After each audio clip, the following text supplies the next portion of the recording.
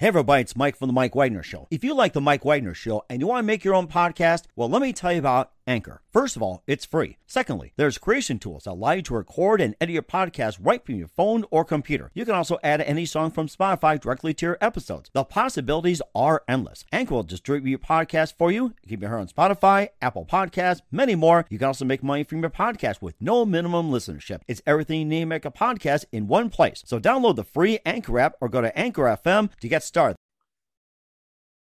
Hey everybody, it's Mike from The Mike Wagner Show, powered by Sonic Web Studios. Visit online at sonicwebstudios.com for all your needs, and brought to you by official sponsor of The Mike Wagner Show, international award-winning author Mia Moses, The Missing, available on Amazon paperback and ebook. We're here with an amazing gentleman who's been in the business for quite a long time, businessman, also an educator, an athlete, a coach, an author, a military vet, a traveler, a volunteer, a graduate. He's also an author of quite a number of documents. He also was a radio host as well, too. And he also discusses just about everything and anything under the sun. He's a master storyteller, and he's from Philadelphia, Pennsylvania. Grew up in the area. Live, ladies and gentlemen, from Plus Studios in the city of brotherly love, somewhere on the East Coast. The very multi-talented author, radio host, and extraordinaire Marty Ford. Marty, good morning, good afternoon, good evening. Thanks for joining us today. Well, hello, Michael. After that, we might as well sign off because you built up the expectation so high. I don't want to be able to disappoint folks. No, you're not disappointing at all. In fact, talking before the on the air, we done in a classic way, like going to a radio station, radio booth and all that. It's like you cover these things, you break bread, and by the way, and that's something we can all share about breaking bread. So first of all, you're from Philadelphia. You're a businessman, educator, athlete, coach, author, military vet, traveler, volunteer, graduate. You also had a number of documents you also published as well too. You also had a radio show as well too. And simply just for those of you young listeners out there, we just want you to hear straight from the gentleman who's been around a long time and experienced a number of things. And before getting all that, just tell us how you first got started, Marty. First got started in what? We're going back to... Just go way, way back from your days of Philly. Oh, well, I grew up in Philadelphia, lived in the row house in a neighborhood. Neighborhoods back then were somewhat unique. They were divided up culturally amongst different people from different countries. So you had an Irish neighborhood, a German neighborhood, a Polish neighborhood, all kinds of different neighborhoods, because people like to live amongst themselves. This is in the 50s and 60s, a little different now. So I'm going back a little bit. People like to live amongst themselves, eat their familiar foods, listen to their traditional music, dress in their country attire, and of course, tell stories, the elders to the young kids, stories about coming over to America, how the struggles were, what they did, how they value education and family and so forth. The thing that was unique was most people took the bus or the train or subway, or we called it the L for elevated in Philadelphia, during the day to commute to work. So you had a chance to assimilate and, hopefully learn and grow from the experiences of meeting and talking with people other than your own kind, which was quite unique. So I that's how I grew up, knowing a lot of people. I also grew up on the playgrounds of Philadelphia with absolutely no basketball skills, nothing but a love of the game and all heart. And up until age 69, when COVID came and my body gave out, I was playing pickup basketball and pickup soccer 2 to 3 times a week. Both games I originally was instrumental in developing and making sure we had enough guys to play. And there were 2 distinct different groups, soccer and basketball. And the thing that got me about the basketball was a lot of local guys and so forth, but the soccer is an international flavor. Players from all over the world, speaking all different languages, sharing the common ground of that round, white or multicolor ball and the rules of the soccer game on the pitch.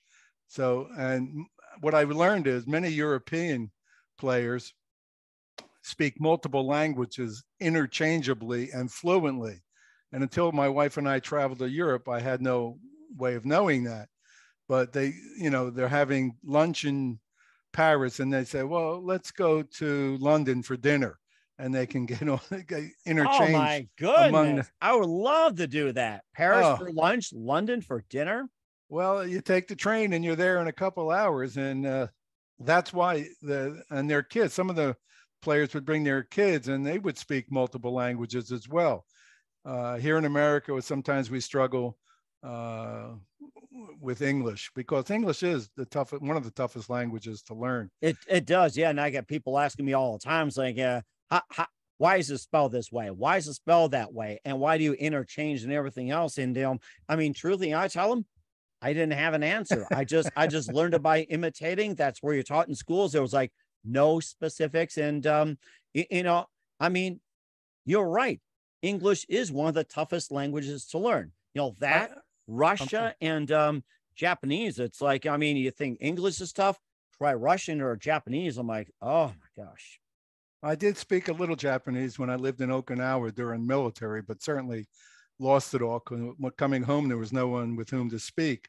But if you want a challenge for the English language, get a dictionary, a good sized dictionary, and look up the word run, R-U-N. It'll have a page and a half of definitions and explanations just for a little word like that. So anyway, I grew up in Philadelphia, graduated high school. I wasn't the best of students. There was learning issues back then that no one knew what they were. Now they call it dyslexia. So I went in the military for 4 years, traveled overseas for 3 years, came back, had the same struggles with the dyslexia, but I learned to compensate in several ways. So I started out at a county college, and then I transferred to Temple University, where all my credits from county college were accepted, which saved time and money. And I went to college, finished that, and I did some student teaching. I'm a certified teacher. I did some student teaching, and what turned me away from it was a situation that's a little bit of a laborious story, but I must impart it on the audience to let them know that history can and does repeat itself. That's very true. In 1977, I worked at a high school that originally was one of the premier public high schools in Philadelphia, in North Philadelphia, which is a difficult neighborhood right where Temple University is. And that's where my dad, his brothers, and my grandparents had a little store, and they lived upstairs, 2-bedroom bungalow or apartment, the three of them. They went to that school, and then they all got drafted in the military afterwards for World War II. Anyway, so I got an assignment to do some substitute teaching, just to get my foot in the door, which is the way Papa always taught us. Get your foot in your door and let yourself be known, and you'll be fine. So I got my foot in the door to substitute teach, and I had a good mentor at student teaching. She always told me, when you're going to substitute, always have lessons with you, something to read, some crayon, something. This was a high school. So I got to the school, checked in the office, got the roster and the room number. I said, where are the lesson plans? Oh, we don't have any. You're on your own. Oh, no. Oh, okay. But I was prepared. Good little preparation teacher that she was for me, Miss Karpinski. I love her way back then. So I got to class. Here, I'm the new kid on the block, and it's a inner city school, urban. So I started to take attendance, go down the list, and most of the, let's say 20 kids on the roster, let's say 16 were there, 4 were absent. Okay, bell rings, come to first period, and about 12 kids show up, come into the classroom. The roster had 18. And by the time the 10:30 midday snack was served, we were down to about 4 kids per classroom. Wow. And after that snack, until 2:30, it was 1 or 2 kids per classroom. And I saw some other teachers on my way down to the office, and I said, "Is this happen all the time?" She said, "Yeah, every day. They just come, get, and go." So I was signing out at the main office, handed in the attendance sheets, and the woman secretary said, "Okay, thank you." And she started to look at him as I'm walking out the door. She yelled to me, "Young man, could you come back for a minute?" I said, "Sure." Did I do something wrong? Well, sort of. Yeah, your attendance is off. I said, well, that's who was in the class. Whatever the number of the kids, I put a check if they were there and a circle if they weren't there. Oh no, you don't understand, son. Every kid is in every class every day. That's how we Oh, gotcha. that's how we get funding for programs and meals and all this stuff. I said, okay, well, I told her, I just got my teaching certificate. I just graduated college a couple of weeks ago. I'm not going to put it at risk for that. And she said, well, if you don't sign it, we will. I said, fine. And then I walked out. I never went back. Now, that was 1977. Why is that story important? Mhm. Because in 2016, 6 years ago, our nephew got married in the suburbs of Pittsburgh, about an hour outside of Pittsburgh. And we were staying at a Hampton hotel, which we love. No plug for Hampton, but we love their breakfast. And they have a breakfast room where you can get eggs or yogurt or cereal or juice, whatever it is. It's a nice business plan.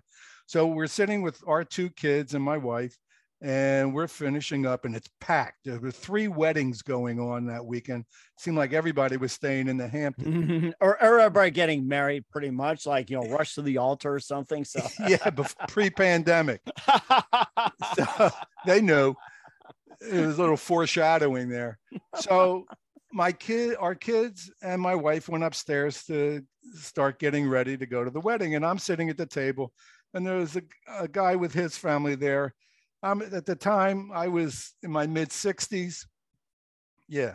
And fellow might have been 40, 42, young man.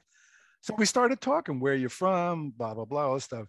Oh, you're from Philly? So am I. So what do you do down there? He said, well, I work in a school as a substitute teacher, but I got out of that and I'm going back to college to learn about technology. nice. I said, well, what school did you do your subbing at?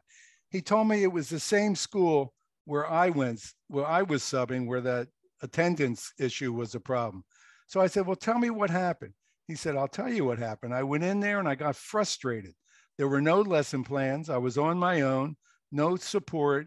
And I had a sort of fudge, if for lack of a better word, alter the attendance records, and I wouldn't do it. And they said, well, don't come back. And he didn't go back. So my point is, from 1977 to 2016, not much has changed. And the ones who suffer and struggle the most, of course, are the kids and the neighborhoods and the families, because they're getting shortchanged on education, which we value in this country. But I couldn't believe, I was in awe. I sat there. My wife came down and said, you all right? I said, you won't believe what happened. And I told her that story. She said, oh, that's all well and good, but get upstairs and shower and get ready for the wedding. I said, okay. But my point is, generations who are the current generation oftentimes believes and thinks that they are the first ones to experience what's going on in the world today, whatever the issue is, good or bad, and they're not. And they have to be, or they should be, they ought to be, they have to be, whatever word you want to use, they have to be informed about those things, because it can alter the way they think and see the world, which is what we want them to do, exercise their critical thinking skills.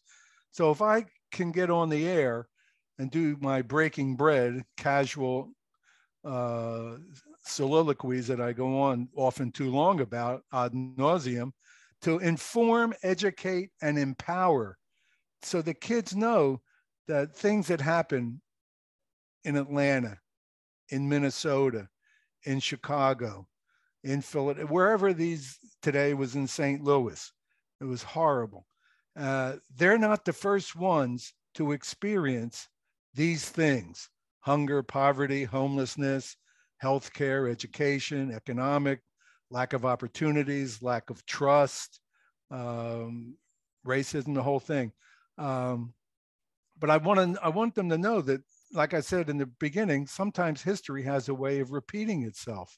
And the country needs to heal. People need to get rid of their anger that they have towards things about which they have very little information or knowledge. That's what they perhaps see and read, or probably just see and listen to on the various media outlets. They have to know that life is not different in many ways than it was 2, 3, 4, 5 generations ago. There's still people struggling. There's still people hungry. There's still people unaffiliated, it seems, with anything. There was a report tonight we were watching that the education gap is getting greater because test scores in math, especially math and reading, have plummeted due to the pandemic. And the demographic market that addresses are the kids that need it the most, the ones that are falling further and further back. So that's one of the stories that I have about, hey, it's not new, you know, it might seem new to you. You might think it's new to you, but it's not to us who have been around. Often I tell a story or a part of it to some younger folks who will listen courteously and respectfully. And they say sometimes, you know, you're pretty smart and wise. I said, no, I've just heard it before. I've seen it before. We've been through it. You've been through things before that are occurring right now that you would talk to your family and neighbors and relatives and co-workers and so forth. Yeah, I remember that happening, something like that. Maybe not exactly, but in similar capacity, history does repeat itself. And sometimes it's good and oftentimes it's not, especially when it's on a negative slide. So that's the kind of thing I want to do with Breaking Bread, is to inform, educate, and empower, heighten awareness, raise critical thinking skills, and have people believe that there's life outside of their world. I remember when I was doing student teaching in Philly, one of the tasks I had was to arrange for a school trip. So the first thing I thought of was, let's go to the zoo. Philadelphia Zoo is great. So, you know, coordinating the buses, permission slips, lunch money, whatever it was. And, you know, for the first time, most of those kids, it was the first time they ever left their neighborhood. And this was 7th grade. So I guess they're 12 years old. They had never been downtown. They had never seen the Liberty Bell, Independence Hall, Delaware River, all that. They just lived in that little zone of their neighborhood, which is all well and good, but the world has expanded since that. And we're a global everything. And yeah, I was shocked at that. And the kids who were like the rugged, for lack of a better word, maybe the bully at the time, those kids were the first to be, because I told them, I said, and we had a couple chaperones, I said, be at the bus by 2:15. We're leaving at 2:30 with or without you. And that scared a lot of kids. Right? Yeah, I bet they're not used to that. No, and the first ones to the bus were the more rugged, aggressive, first time out of the neighborhood kids. It was like we had a coach in high school that said, practice is at 8 o'clock. If you're not here by 7:45, you're late, right? And so that's why I wanted to instill in the kids a sense of timing, discipline, respect, and order, and following directions. You know, that to me is important. And I think that is very important as well too. There's some other topics as well too. It looks like we're going to create a new show with Marty Ford about breaking bread. We'll talk more about that, but first listen to the Mike Widener Show at the MikeWidenerShow.com. It's powered by Sonic Web Studios. Visit online at SonicWebStudios.com for all your needs. Look at a professional website without breaking your budget. Sonic Web Studios is the answer. Sonic Web Studios offers fast, affordable custom web designs that blow the competition away. Call today, 1-800-303-3960. That's 1-800-303-3960, or email to support@sonicwebstudios.com. Mention the Mike Widener Show, get 20% off your first project. Sonic Web Studios, take your image to the next level. Also, time to give an official shout out to our official sponsor of the Mike Widener Show, international war-wearing author Mia Mosensia. If you love fast-paced mysteries, you love Missing by Mia Mosensia, available on Amazon in paperback and ebook. Missing is fast-paced and intriguing with an unforgettable twist. Takes place in 4 countries, 2 strangers, 1 target, where truth is illusion and those you love will be the first go missing. It's available on Amazon in paperback and ebook. Missing by me and Molson Z has garnered great reviews, and EF11 endorsed by Howard celebrities, including Joanna Cassie, Forbes Riley, M&M's. So grab your copy today. Fergal's Missing by Me and Molson Z, available on Amazon. Also, check out the Mike Widener Show at themikewidnershow.com. Over 40 podcast platforms heard in 100 countries, including Facebook, SoundCloud, Spreaker, Spotify, iHeartRadio, Anchor FM, iTunes, Google Play, and more. Also on HamiltonRadio.net every Thursday night at 9 p.m. Eastern, 8 p.m. Central. Take us with you on any mobile device. Subscribe to the Mike Widener Show on the YouTube channel. Follow the Mike Widener Show on Instagram, Twitter, and TikTok today. And for great gift ideas, go to Amazon.com. Check out the Mike Widener Show podcast. T-shirts, pop sockets, throw pillows, tote bags, hoodies. Makes great gifts 24/7. Amazon.com. Check out the Mike Widener Show podcast. And for more great gift ideas, go to Amazon.com/me and Molson Zia for great books like Missing, Once, and Wrinkles. Also t-shirts, pop sockets, hoodies, phone cases, and more. Amazon.com/me and Molson Zia. Check it out today. I'll support the Mike Widener Show on Anchor FM, PayPal, and the MikeWidenerShow.com. Make sure you do so today. We're here with a businessman, educator, athlete, coach, author, military vet, also traveler, volunteer, graduate, and author, and radio host from Philadelphia, PA. Breaking bread here on the Mike Widener Show, Marty Ford. And I know this has never been brought up. And how'd you first come up with breaking bread? And it seems like that you hear breaking bread, takes on different meanings. And tell us about it and why is it important to be breaking bread?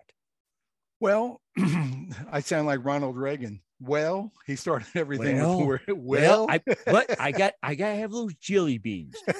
You want some jelly beans, Nancy?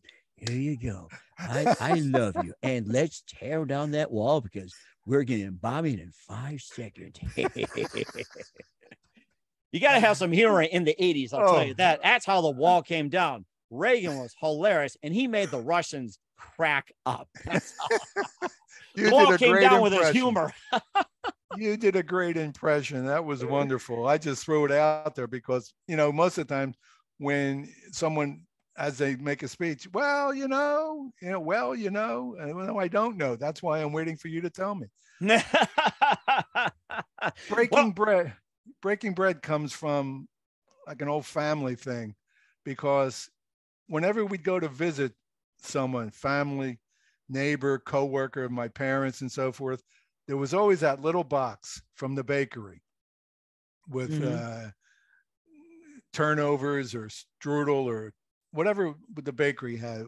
My parents always took a box to have. So when you went to someone's house, you always were invited to have a cup of tea, coffee, a cookie, something, glass of milk for the kids, whatever. So the way to get to know people is how? Break bread. Where is the common ground met? In the kitchen or in the family room with the TV off, and you're breaking bread. You invite strangers. I met some people when I first moved. I grew up in Philadelphia. I moved to New Jersey, 1980, and I didn't know anyone. So a coworker was with a group of folks. He said, come by our house Saturday night for dinner. I said, well, I don't know anybody. He said, that's how you get to know people. So I did. We broke bread, and I found a nice woman who cut hair for $6 in her house. So I got my hair cut on a regular basis. But breaking bread is a common ground that is shared by people all over the world. When I lived in Okinawa, I used to bring perfume, cigarettes, toiletries, whatever they sold on base that I knew was hard for the locals to get, because I was the only American living in a Okinawan village about 10 miles from the base. And they would invite me to dinner, and we all sit on the floor. Now I spoke, this much Japanese, good morning, hello, and so forth. But I would bring things with, and they would say, come for dinner. And so we'd sit on the floor, and that's where I learned to use chopsticks. And by the way, the reason chopsticks are used, it forces you to eat slowly and take smaller bites. Portions. That is interesting. I've been doing it for years. My dad taught me. He worked for Mobile Oil as a regional manager. He oversaw a number of stations, and every time we get done going to see a Chicago Blackhawks, Chicago Bulls at the Chicago Stadium, we talk sports a little bit. Go to a Chinese restaurant, you eat with chopsticks and everything. I thought it was a fad, but that was a good point. I'm glad you brought it up. Eat slow, take your time, and yes, digest and converse with people. Because in America, what do we do? Shove everything in. Yeah. It's like we're a vacuum cleaner, just shoving food in. Anyway, so you broke bread, and that's how I got to know people. And it's the first thing people do when you come to someone's house. You break bread. And business, they do that. I remember when I was in business selling industrial equipment, I would call a customer and say, let's go out to lunch and talk business for a few. And so we have a sandwich, cup of soup, talk business, but we didn't know each other. It was like going on a date with a stranger, but it was business. So, it's an acceptable practice. And I'm sure it's done in some capacities now. I don't know, because I'm out of that loop for the moment. Mm-hmm.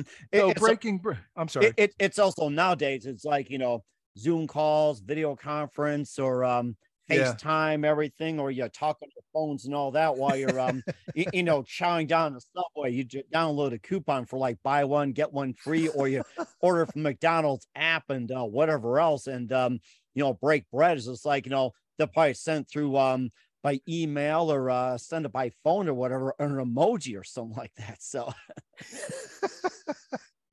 I love your humor, Mike. It's wonderful. Anyway, go ahead.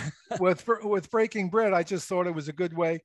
Let's get to know each other. And so the bread are my stories that I hope feed and nourish, not nurture. I hope they nourish the soul of the person or the people listening. Because I want them, if they can take one thing away from one of my stories and say, wow, I didn't know that, or I didn't think of that before. It's enlightening and empowering for me. And it's a motivator for me to keep going and continue doing what I love doing, which is helping people get to know what's going on in the world. Because as I said before, everything I put out there is limited by the truth and facts. No need to fact check. There's no disinformation. There's no misinformation. It's just straightforward. And I try to use a little bit of humor and silliness embedded in there, because some of the topics can get serious, as again, the story about the school attendance, which I found remarkable. And I mailed that story I sent you about school attendance that I just digressed upon. Mm-hmm. I mailed it to the Philadelphia newspaper, the former Philadelphia superintendent of schools, and 3 reporters from the Philadelphia Inquirer, who I think in 2019 did a story on that topic. And wow. I found an email, I think for 2 of the journalists, and I sent it to them, and I never got a response, because, that would be me taking away their byline and credit. And I didn't want to do that. I just wanted to let them know that their reporting is spot on, accurate, and straightforward, because I'm the guy who experienced it, you know? And just like your partner or your friend you talked to about 30, close to 40 some years ago, the same thing. Substitute teacher, went into a North Philadelphia school, the same thing. Oh, you're supposed to alter this so we can get the funding. And he didn't like that whatsoever. And went and did something about it, and left teaching and started pursuing technology, which I think is kind of an offshoot. It's like you can teach technology at school these days, not necessarily, just like with grade school kids and whatever else. And since one of the subject about the journalists getting on a story, the big story I got in Philadelphia, which I was surprised that they're talking about impeaching the current district attorney of Philadelphia for his stand on crime policies and everything else. They're about to impeach him. So I kind of connected too. It's just like, a lot going on as well too with Philadelphia. Yeah, Mr. Krasner, I think his name is. Mm-hmm. I think you have to have consequences, unless, because the alternative is chaos. And right now and I'm uninformed. I know, I'm familiar with a little bit of it, because I like to read some of the things that go on in my old hometown, because I live in New Jersey since 1980. But I know there's people who support him and people who don't. And I'd like to be apolitical, but when things keep repeating and repeating and repeating and there's no consequences, what do you learn? That's like, a kid in the classroom who talks out, misbehaves, stands up, is rude. if there's no boundaries set, no limits set, no, confronting that type of, that it's going to go on. And what it does is it ruins it for everybody else.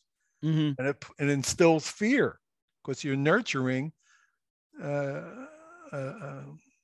bully mentality. And that's not a healthy environment. Mm-hmm. Right. And he also talked about as well too, like with being about those that whine, complain, yell, and everything else. And of course, the best way to do is like, take medications. Like what happened to just like, going out to play, work, volunteer, and everything else. And of course, for bullies out there who think everything, it's like, try working as a fast food worker, cab driver, truck driver, teacher, school bus driver, everything else. Is like they probably put up more abuse in anything else. Well, you've touched on a real sensitive issue because working in a school, in a environment conducive to learning and all that good stuff, I look around at the teachers. Well, first, let me backtrack for a minute. For all the people who whine, yell, scream, holler, complain, badger, harass, and embarrass themselves, I challenge you. I challenge those folks for one marking period, which I think is about 10 weeks in a public school, one marking period, walk in the shoes of a teacher, and we'll pay you for a whole year's salary of a first-year teacher, which is maybe 40 to 50,000, I think. Mm-hmm. Go do it. Follow the state guidelines for curriculum, create your lesson plans, have all the supplies that sometimes you spend out of your own pocket for, right? Teachers spend their own money because there's not enough in the budget for crayons or mark, whatever. Do all the extracurricular academic professional development courses, get your master's degree, get a master's plus 30 degrees to make a few more bucks. Be a volunteer in the school, because every day I read the school emails and they're looking for a volunteer for some fundraiser, for some event, for some nighttime thing. Work back to school night after you labored all day they get there at 7. Most of them leave 3, 4 o'clock, but they stay on back to school night to visit with the parents and putting on a happy face when they're exhausted and have to be back at 7 o'clock the next morning. Arrange a blood drive, arrange a field trip, a bus schedule, a destination, activities, nurses, safety, all the protocols that have to go involved. I could go on and on about the list. So walk in the shoes of a teacher for 10 weeks, earn the first year teacher salary, and see where you stand on you want cameras in the classroom now? I used to install floors when I got out of the military during college. So I'm on my hands and knees, and you have to cut with a straight edge and a razor. When a seam, you make a seam and then you glue it together. Well, when it was time to cut the seam, invariably, one of the people in the house, usually the mother of the kids, was home during the day in those days in the 70s, and she would come in and watch what we're doing. And politely as I could, I'd say, "Ma'am, could you please leave the room for a few minutes, because we're about to make this real delicate cut in your floor that we want to last for 10 years, even if you don't walk on it." Mm-hmm. And she'd say, "Oh, sure. I said, "Because if you don't, chances are part of my finger is going to be in your seam. I'm going to have a oops, and I don't want that pressure." So that's like putting the cameras in the classroom. You're not trusting the teachers. Granted, there are some you can't for whatever reasons, and hopefully they get vetted out before any terrible things happen. Not always, as we know. But for the most part, walk in the shoes of a teacher. Do what they have to do. I see them come to work and they all have 2 or 3 bags filled with papers and supplies and materials for the day. When they leave, the same bags are going out, papers to be corrected. I saw a woman yesterday, it was Sunday, and she was working on paperwork for her students. She's a teacher of kids who have needs, so they have to document everything of the day. Documentation. So I challenge everybody who's whining and complaining to do that. And the reason I do that is because when I was coaching youth sports, our kids played soccer, basketball, and baseball, boy and a girl. And so I was coaching. I like to coach their teams, be part of the community, give back, all that stuff. So invariably, every year, especially basketball season, parents would come up, and I had a clipboard with name, uniform number, playing time minutes, allergies, whatever, all the important information. Had a bag with first aid kits, ice packs for a boo-boo bunny. Invariably, a person would come up and say, "Hey, Marty, you know, my kid's not playing enough. Or you should be doing this. You know, you're not playing good defense. You got to do this. You got to coach." So, you know, to silence the critics, all I did was I said, "With respect, sir, here's the clipboard. I'm going home and watch the Michigan game because my wife went to Michigan and we like to cheer for them." You know how many people took the clipboard from my hand? Voila, nobody. Oh no, I don't want to do that, but I'll tell you what to do. No, don't do that.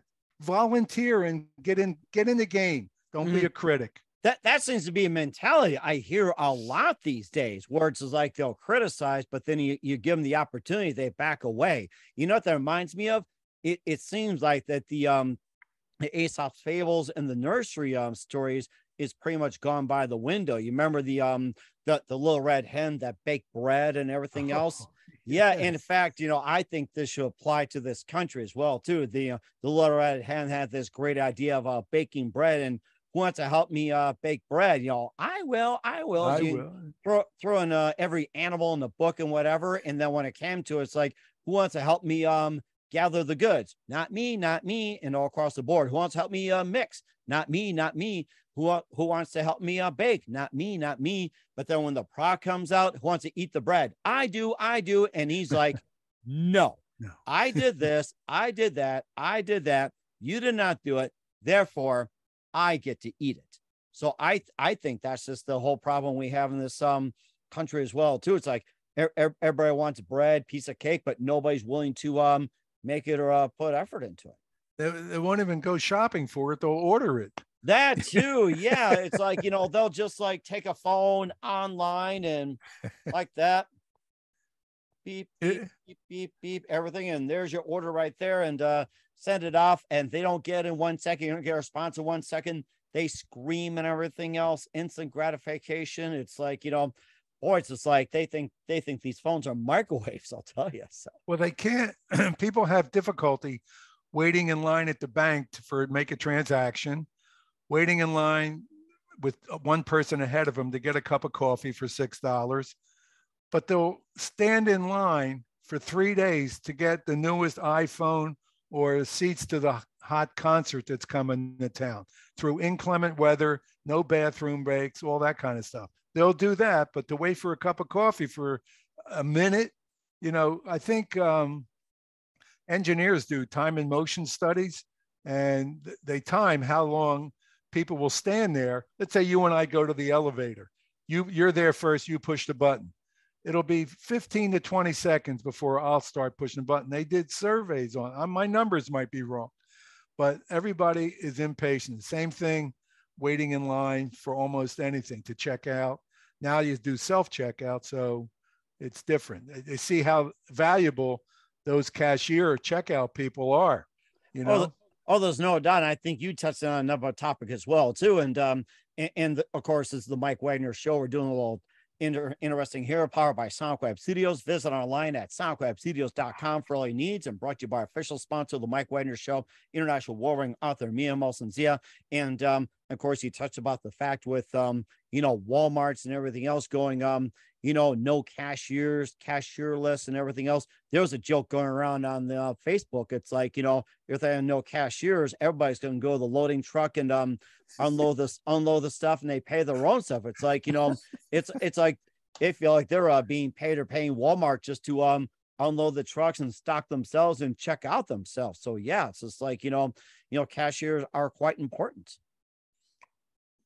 Next, they'll have, now in New Jersey, we can't use plastic bags. You have to bring your own clumsy bags with you to shop and all, which is fine. So next they'll take away the bags that you can't open, that you have to use friction to put your apples in. They'll take away that and use something else. And I understand it's all based on economy, but somewhere along the line, economics, which I'm in favor of and support, somewhere along the line, the human spirit has to be nurtured. And when we keep taking away things that make us human and civil and compliant and obedient and all, we just get more angered and frustrated, which fuels the behavior that we see at school board meetings, at election time. Yeah. All that Dominates kind of the stuff. headlines of anything else. Yeah. Yeah. And so let's go back to simple. I don't say let's go back to 1950 because that's a myth, but let's go back to simplicity and being civil towards each other, which we can by saying some simple words. Please, thank you, yes, sir, yes, ma'am. Never saw it fail. Never saw it fail. A little common courtesy and decency and patience. You drive on the highway, you see, even up where you live, there's traffic. And of course, although North Dakota is sparse, we do have a good amount of traffic jams, except it's just maybe like, maybe like eighth of a mile, and everybody's respectful. Come on, pass through, and everything like that. They didn't even stop for cows or deer jumping out, or even like turtles run across the road. So we stop here for Canadian geese because there's a couple places where they habitually cross, and so people know. And yet at the same time, when someone's trying to use a crosswalk and takes a step in, people don't stop all the time. Just learned behavior. Mm-hmm. Actually, it was unlearned and has to be relearned. Mm-hmm. And certainly is too. And of course, you have a lot of words of wisdom and whatever else. And of course, you also got your mound of manure, you would start calling it too. So. Oh, yeah, I got that. But it's all appropriate. It's all clean. I just use that as an alliteration. You just touched on something that sparked a thought. Of course, I can't remember it, but go back to breaking bread. It's important to do that. We do it with kids. In another 2 weeks, they come trick-or-treating and you give them candy. And they're coming for a goodie. They're going to the house that has the light on where it's safe, and Mm-hmm. so kids get conditioned like that. But it's important to do breaking bread. I lived overseas for 3 years, and one of the greatest things I did was learn about the local foods. Not that I'm a foodie, although I could lose 20 pounds and not notice it. But that's the way you get to know people, is to eat, be part of their community. We're the foreigners when we're overseas in the military. And so adjust, show respect, and learn from them, because I saw things I couldn't believe. The Japanese have a annual tradition. I think it's called Obon. It's a New Year type thing where everyone gets dressed up like they're going to Sunday prayers. Kids, middles, grandmas and and they have picnic baskets and they have pictures and they're pushing the strollers and carrying the babies. And they're going to the cemetery to introduce the new children in the family, the babies, to the elders that have passed. Wow. Now, I was 19 years old and I was or maybe I was 20. I was like, whoa, because I was the only American living in a Japanese community village. And the guy I rented the apartment from lived next door, and he was outside, and he told me what was going on. I said, this is fascinating. Just incredible that they go to this effort. And yet I learned that there are many cultures that have annual celebrations to show respect for their departed families. And, it's universal. And that's wonderful. It's part of learning about culture. The differences are as great as the similarities, if not more. The similarities are more. Mm-hmm. Yeah, and just like we have in the United States at Memorial Day, where we honor those who had fought and served our country, and you also have the the Day of the Dead in Mexico as well too. And I think there's also another too, like Bastille Day, where they fought for freedom in France, and there's also some other cultures as well too. So I think that touched on a point. You got to have something once a year to remember who you are or where your ancestors came from and everything. And of course, despite ancestry.com, it's like, ancestry doesn't seem to be touched upon a lot. No. And once you stop doing those things, I read something, probably on Facebook, said when the elders pass in a family, a lot of traditions go by the wayside. Maybe Sunday dinners, maybe holiday dinners, maybe religious gatherings, ceremonies, observances, and so forth. A lot of it's not picked up by the second and third generations who are here. And I've discovered this. You know what kids don't want? When I say kids, I mean maybe the 28 to 35s, whoever's getting married and stuff. They don't want grandma's china dishes. They don't want the silverware. They don't want because my brother called me and said, when is your daughter buying a house? Because I have our parents' good china dishes that I want to send to her. I said, man, she don't want it. They don't want them. They don't have space for it, number one, but they just don't, so that kind of tradition, Lennox, Noritake, those are the two names that I know that make the good china dishes that were brought out for special occasions when to break bread in a family tradition. Mm-hmm. And of course, nowadays, like they'll take the china, most likely some on eBay. Yeah. Actually, down the street, a woman passed, was 102 years old. So my wife went down there to look for her daughter, who we knew was in town, and they were getting rid of a lot of the stuff that had been accumulated, I say. And so the daughter told my wife, so my mother had 6 sets of good dishes, and I have no place to put them or give them because there's nowhere to donate them that we know of. I don't know. So that's a lost art or tradition that's gone by the wayside. Plus, I think I don't know if kids receive those kind of presents, a set of dishes or a set of silverware when they get married, as in the past.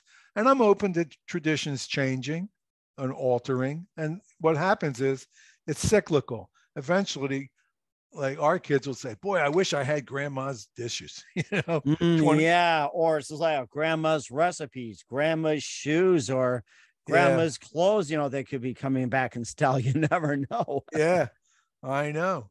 Things cycle. We're not everybody's wearing bell bottoms right now, but I see some people doing it. Mm-hmm.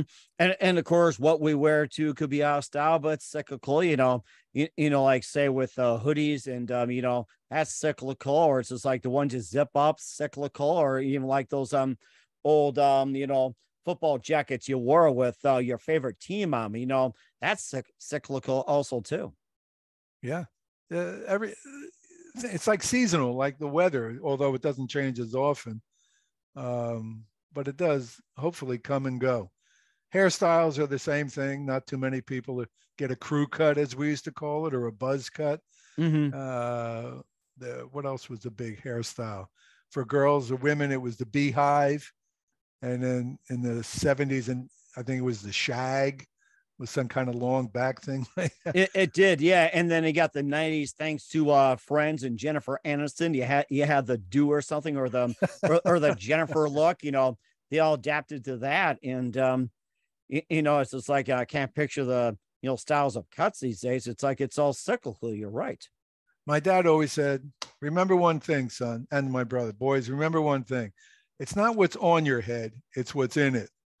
That's true. Yes, that's true. Certainly is. And of course you also touch on that too, like with what's going on in the country and America and everything else too. It's just like, you talk about us coming, say, to Germany, France, or Japan, whatever, we respect their cultures, but then it's just like, are they respecting our cultures, or are they trying to establish a new home, or what? When you can answer that, you'll get the prize, because that too changes from day to day. Again, I don't like to get political, but I was the prime minister in England. 6 weeks they're in the job and they resigned. Someone else came in right away.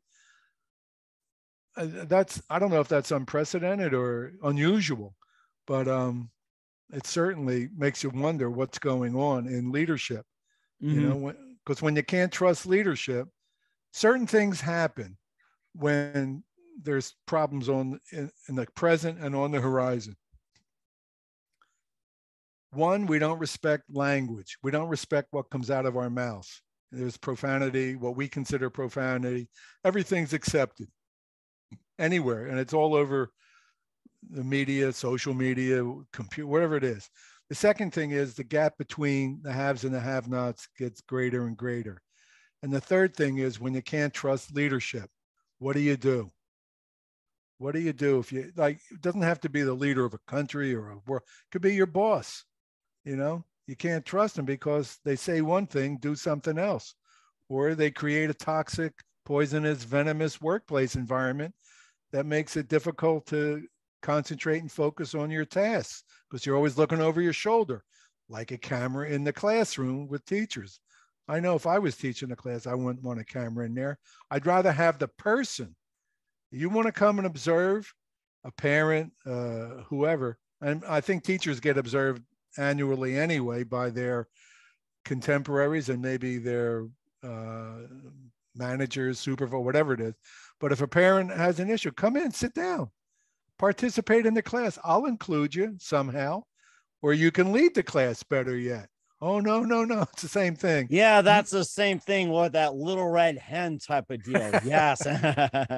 Maybe we should call the show Meet the Challenge instead of Breaking Bread, but I like Breaking Bread better. I like that better too. And of course, you also mentioned as well too, your little manifestos too, that toxic workplace environments has been the root cause of many great resignations too, and can also be different in a way. It's like the great resignation, you know, part of it can be like a toxic workplace or, you know, just ethic or whatever else. A friend of mine was working in a medical facility, small, 4 or 5 doctors. And this person was an integral part of the business, even though they were only there less than a year. They were brought in to do certain things. And promises were made by her direct supervisor about money and opportunities and responsibilities. And she, oh, this is good, opportunity. Pop always told us you can't bank potential, right? So what happened was her boss turned out to be a non-positive, healthy person. Oh boy. Made her cry almost every day. And finally, you know what she did? She gave 2-week notice without a place to go, and she left because my life is too valuable to put up with that kind of nonsense. Now, the guy she was working for was sort of entitled, spoiled, and all the other things that go along with being economically privileged, and a doctor as well. So she left, and through some luck and blessings, found a job that is much better for her outside of that field. But that great resignation, the toxic, 15 years ago, I was a victim, let's say, of a toxic a boss who made kids cry. Kids who came to this facility where I was working with some of the worst life conditions you could ever imagine possible. And I will not elaborate on them now. They're so heart-wrenching and gut-wrenching. This person made kids cry. She had staff on their knees crying in disgust. No one walked out. And what happened was when this person came in on board, we had a staff meeting. And the first thing she said was, she was hired years ago by an educational organization in Missouri. And her job was to reduce staff. Mm-hmm. And she said, I did not have to lay off one person, but I made life so miserable for those people, they resigned. And she did it with the finger pointing like I'm doing now, which is the rudest thing in the world. And I told my colleagues at the time, the world has changed in this building forever and ever. So gear up and be on the defense if you want to keep your job. And that's when I started taking high blood pressure medicine. But she was like, this was like the most angriest, just horrible person. I don't know how you live a life and grow up to be 60, 70 years old at the time and be that miserable. That's what she was. She was just miserable. Had no family, no children, no anything. Just went to work to make life miserable for everybody under her rule. And so I know firsthand what it's like. And I try to avoid that. I go out of my way. If ever I see anything like it, I always try to use one of my silly jokes to break the ice, build rapport, gain trust, because that is a health risk that has no boundaries, no limitations. And what happens is, I remember in the service, a couple of guys got rewarded for good performance. They got a rope that they wore around their shoulder, a yellow and a red, gave them a little authority, a little power, and everybody respected them because of their achievement. I gave you something to shoot for. I want to be that. I want to get one of those. Well, the one guy turned into a bizarre critter. He was yelling, screaming, cursing, hollering, badgering, harassing, make your bed, shine your shoe, blah, blah, blah, clean the, he just went from playing cards, reading comic books, eating some food, to like this tyrant because he had a little bit of power. And that's what happens. You get a manager, a supervisor, a department head, whoever has subordinates, these folks get a little power and it goes to their head and they lose all perspective of who they're dealing with. You're dealing with people who you used to sit next to at lunch, breaking bread. Now they don't break bread with you.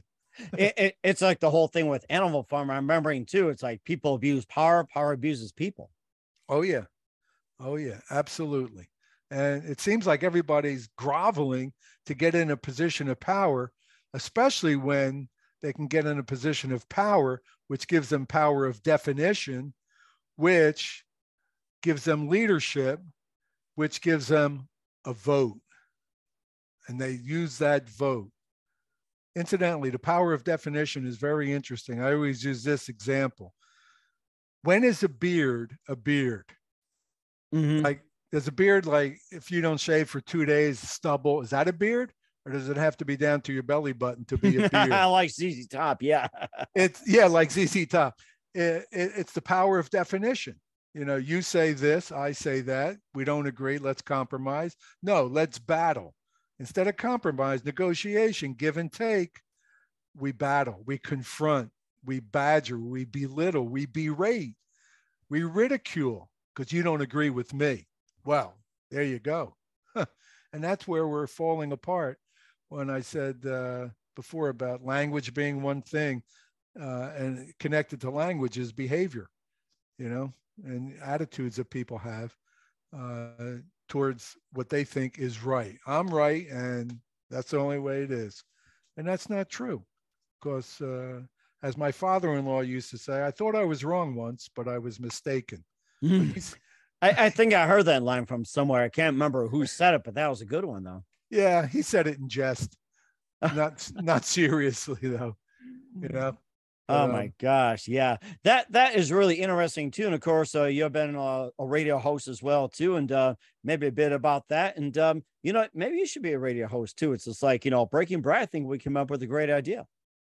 Well, I'd love to host my own show. I'm technologically challenged.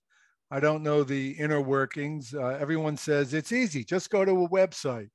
Well, I try that. That's like whenever I stop and get directions from someone, 2 blocks left, 3 blocks right, you can't miss it. I'm the guy that's going to miss it. So when someone says, go to the website, follow the steps, I always get stuck with username and password because I can't create any more passwords. I don't know what I'm doing. So I'd like to sort of ease or circuitously meander my way through somewhere to maybe someone's listening tonight that needs a podcast or work with you on your show in a guest capacity for an hour a week, a half an hour, whatever you decide. I'm open to all that stuff because I feel my message is so important. Like everybody who thinks they have something to say, but I know mine has value because it's time tested, and I've gotten good reception from those people to whom I've been able to deliver pieces of my Breaking Bad mounds of manure. Yeah, exactly. Yeah. And where can we find all your works at in the meantime? And how can people get a hold of you? And how can people get some your words of wisdom, mounds of manure, or whatever you have, the great stories? I mean, you shared some great stories tonight. A great way of breaking bread. Well, I don't have them. I do not. They're not assembled in any compact. They're just saved files in Word. As I said before, I think during our conversation, I've been trying to get things published. I've been writing letters to the editor. I've been writing the book publishers. I haven't found, they haven't been able to catch up with me yet to what I'm doing. So the best way, I guess, is to put it out there over the airwaves, of which there seems to be an abundance. But if someone wants me to send a copy of what I've sent you in the past, they can send me an email and I'll send it out right away. Am I allowed to give my email address out over here? You sure can. And of course, I'm sure it's safe as well too. You know how to block out the scammers, the spammers, and the psychopaths and everything else. You can go ahead and send out email, and and if they try to get you, it's like, would you like to break bread and see if you're real or not? So all I'm doing, I'm not selling anything unless I get it published. So I'm just offering it to someone who might have an interest in hearing some limited by the truth and facts stories that have meaning, significance, and are somewhat empowering as I see it. So you can send me an email and I can send you a sample. And if you're interested, I'll send more. Obviously, there's no cost, it's just an email click. And if there are, I don't know how people would try to scam, or I don't know how that works, try to set you up in another country to invest or contribute money or so. I don't know. Could you elaborate a little on that, Mike, on if there's people out there who are not a little unethical trying to get something? What would they be trying to get? Personal information? And of course, you also be careful of personal information. And of course, you can also give your email address as well, too. And, what's a good way to email, or you could also, they can shoot you a message through Facebook, and tell everyone, how can they reach you on Facebook? Well, Facebook, I look for your daily word that I can complete. I don't know if you read my response today, but your word was pet, P-E-T. Mm-hmm. And I put in U-L-A, Clark. Yes, you had some clever ones. That's right. That's more popular ones. In fact, I worked at a place where you sit down at break, 9 o'clock, you break bread for 15 minutes. They're always asking me, what's your word of the day? I tell them, go to Facebook and look at my timeline. I don't need to tell you. Just go to my timeline. So, well, actually, you just mentioned something very interesting. In a lot of workplaces, where do people meet? In the break room, where they have a cup of coffee, juice, or a cookie. Yes, instead of bread. Breaking bread in the break room. I like that. We're not going to put the brakes on that. So, give me a break. Will you give me a break? Yeah, give me a break. One break coming up. Yeah. Oh, we have all that. So yes, you can look up Marty Ford on Facebook as well too. Do your own research, by the way. You can get his information. We're here with Marty Ford, businessman, educator, athlete, coach, author, military vet, traveler, volunteer, graduate, also author on the Mike Wagner Show. Grew up in Philadelphia, now in New Jersey. And Marty, just want to say it's been great breaking bread, and also we broke some new ground and everything else. And big thank you for your time. And let's do it again soon. And once again, just if you have a website, you can tell us. If you don't, it's okay. And how do people reach you? And what's the best way to break bread?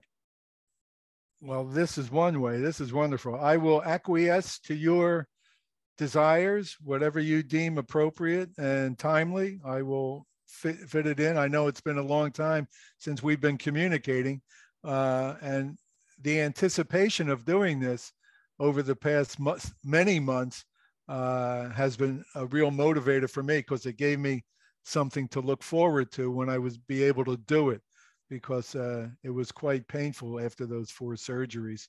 And I'm still in pain, but like everything else, you play through it and hope for the best.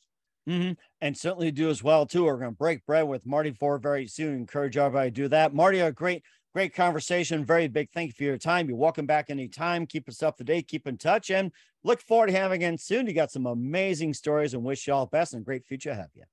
My sign off is power up your power, because the power is in you. That's how I sign off. I don't know if it's any good.